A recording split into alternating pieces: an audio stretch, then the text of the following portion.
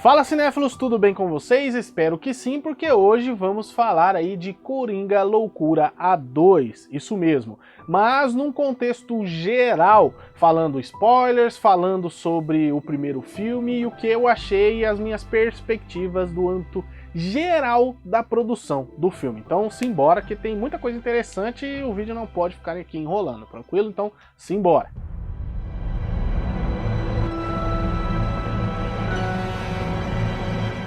E bom, já vamos começar, porque eu sei que você já deixou o like, se inscreveu no canal e ativou o sininho, então isso é bem importante, e como você já fez isso, a gente já vai pro vídeo, tranquilo? E como é um vídeo de spoiler, você já entrou aqui sabendo, então vai ter spoilers do primeiro filme e do segundo, beleza? Então já está avisado e muito mais do que avisado, porque já clicou sabendo. Então vamos lá, Coringa Loucura A2, meus amigos. Ah, como eu esperava muito desse filme. E como vocês viram no primeiro filme, eu tive que me conter. Mas esse vídeo é para eu não me conter, tranquilo? Então vamos lá.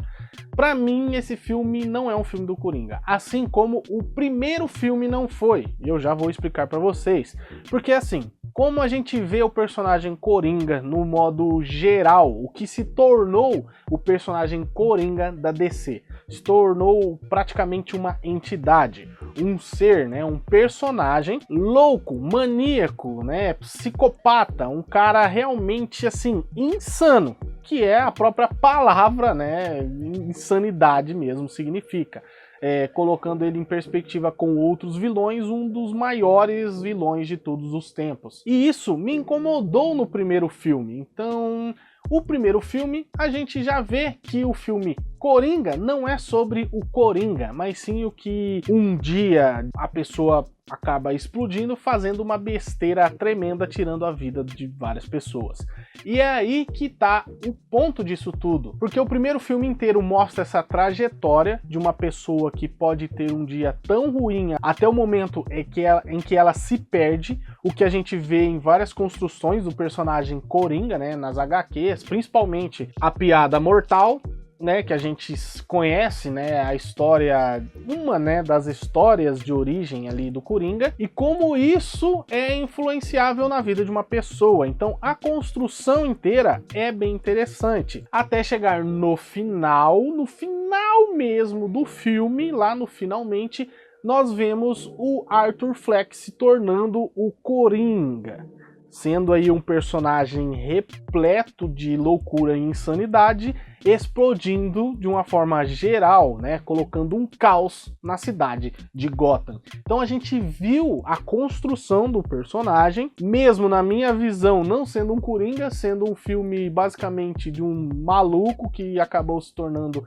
insano, coisa que a gente já viu em outros filmes, né? Então, se você tá ligado aí, eu vou colocar algumas referências aqui para você na tela, em que o personagem acaba, né, de um dia pro outro se tornando um personagem maluco. Só que o Coringa é um personagem louco e tentar explicar isso já é loucura. Então, como é construído toda essa base já é uma perspectiva estranha. Tanto é que o próprio personagem Coringa, de uma forma geral, na cultura pop, não tem uma origem definida como essa que é a correta.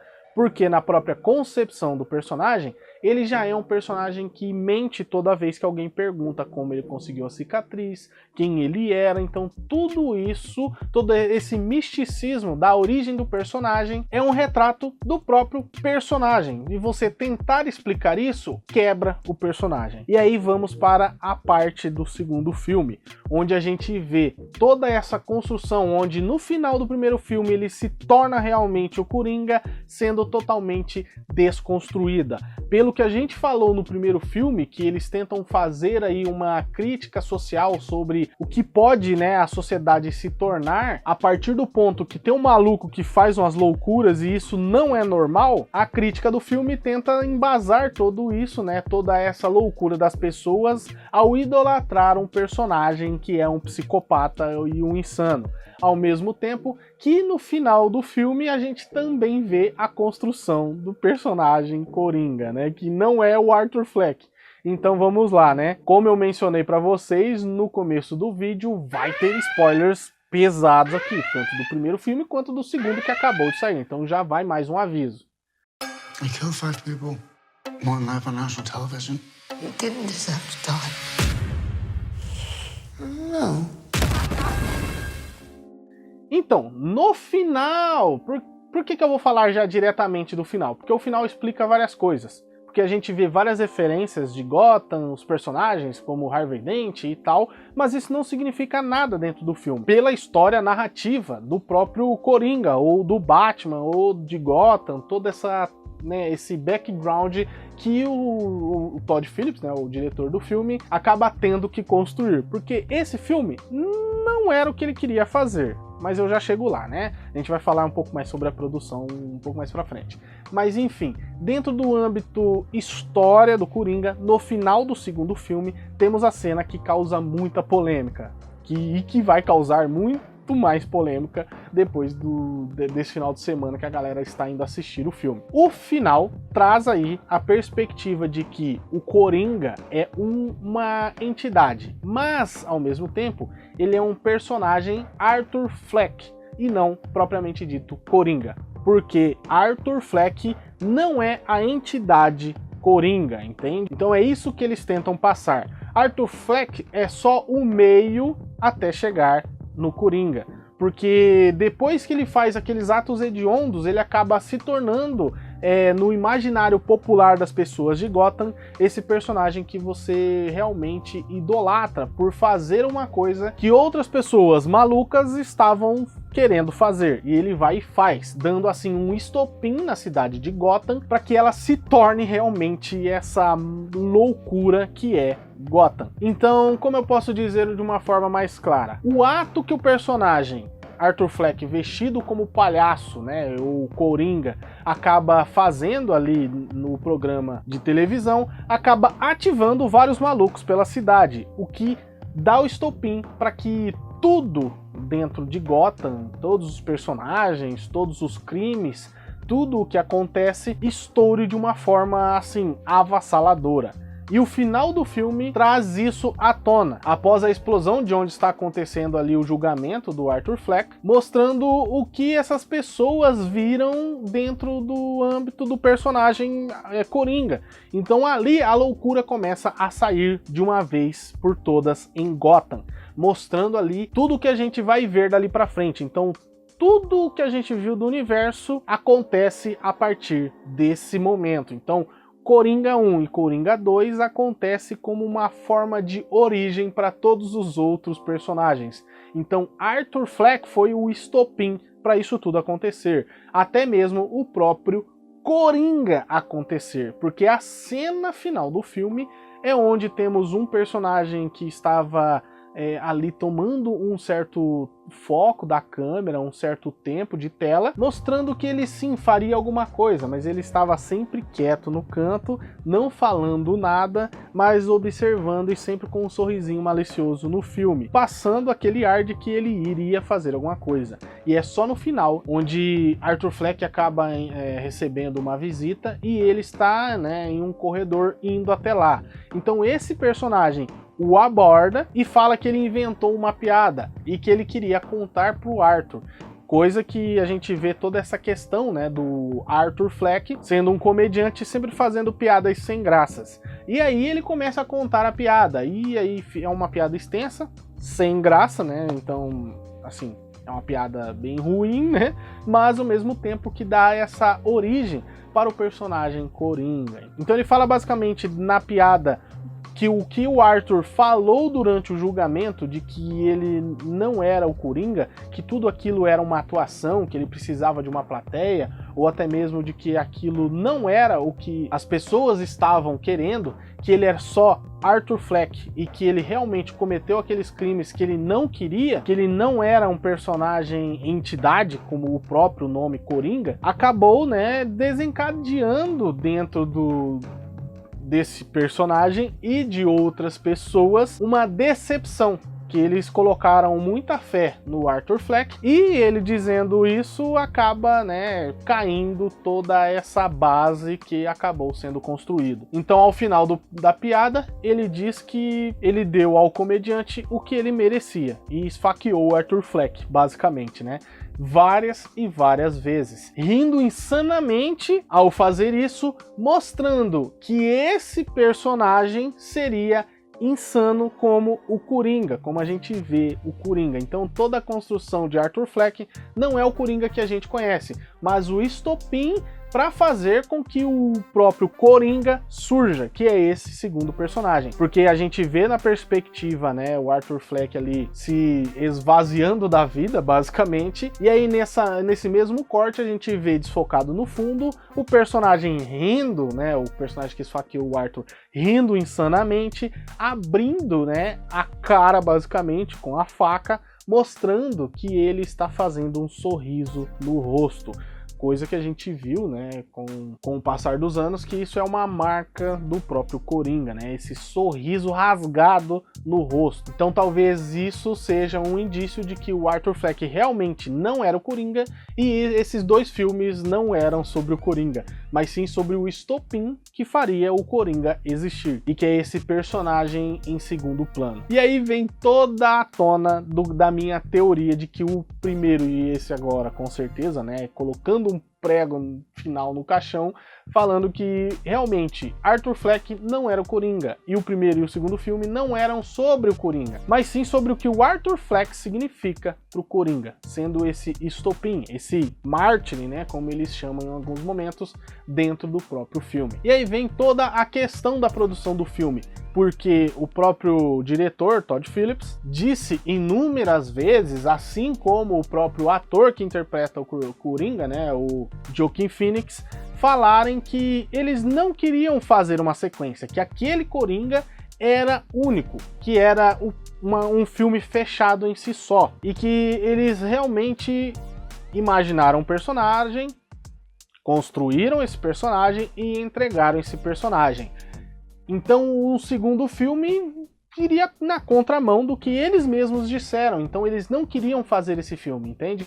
E aí a Warner, vendo claramente a grana gigantesca que o primeiro filme fez, um dos filmes com maior bilheteria mais 18 da história, inclusive um vídeo que a gente está preparando aí, fazendo um sucesso tão insano, eles realmente queriam bancar um segundo filme. E eu acho que a conversa foi mais ou menos assim: ó, a gente vai fazer um Coringa 2. Se vai ser com vocês ou não, é questão sua.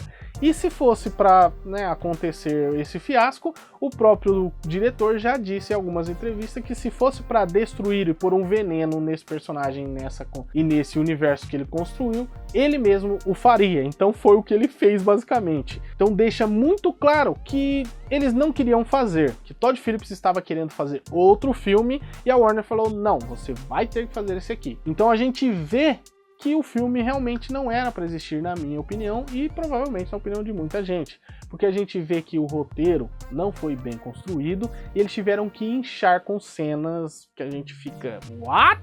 Pra que existe essa cena?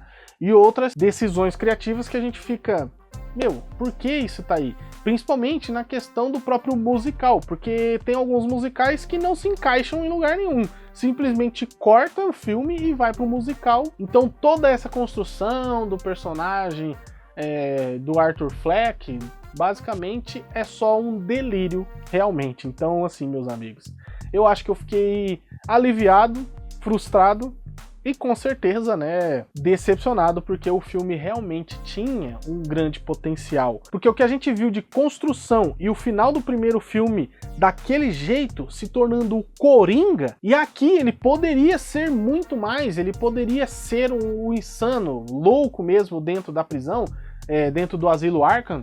Então, o que eu conheço de histórias do Batman, assim como um todo, é que o Coringa manda e faz e acontece dentro do Arkham.